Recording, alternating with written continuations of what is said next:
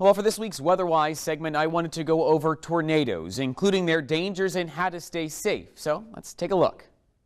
Tornadoes are defined as a violently rotating column of air with circulation that reaches the ground.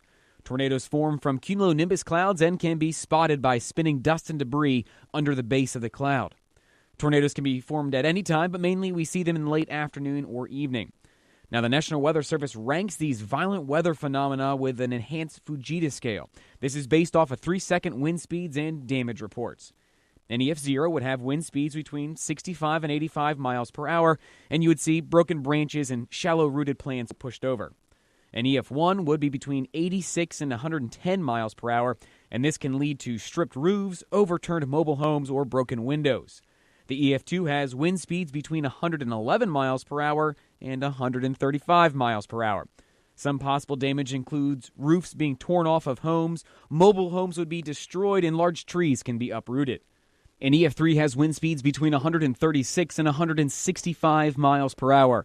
Some damage includes cars being lifted, trees being debarked, and severe damage to large buildings. An EF4 is extremely dangerous with wind speeds up to 200 miles per hour, which could level well-constructed homes and cars could be tossed in the air.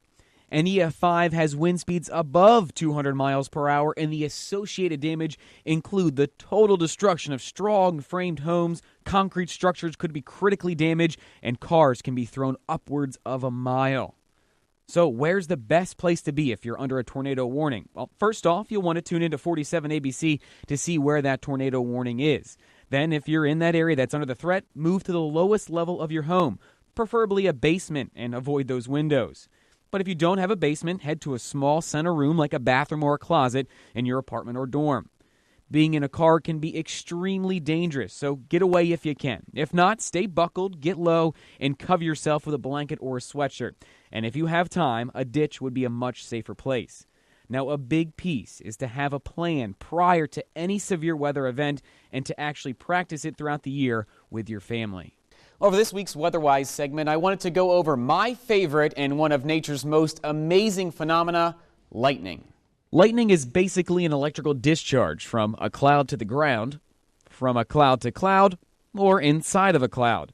Now, we get this discharge when negative electrons at the bottom of a cloud are attracted to positive protons on the ground. Now, when this charge gets strong enough, a stream of negative particles rush to a high point where there are positive particles.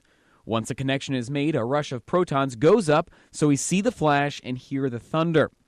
Now, when we slow lightning down to 7,000 frames per second, we can see those negative particles going down, and once a connection is made, the return strike moves upward at 220 million miles per hour. Now, with that in mind, we can also get a reverse of charges and have the lightning go from the ground up. Now, lightning is about 5 times hotter than the surface of the sun, and that actually causes thunder.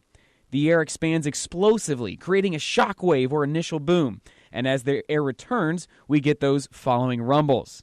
Now, sometimes we don't hear thunder because a storm is too far away. Lightning can be seen up to 100 miles away from a storm, but since sound travels a lot slower than light, the sound of thunder will dissipate by the time it reaches you.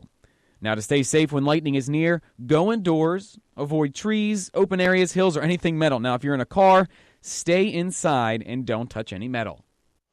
Now, while lightning can be fun to watch, you need to stay safe when a storm is near because lightning can actually strike up to 15 miles away from a storm.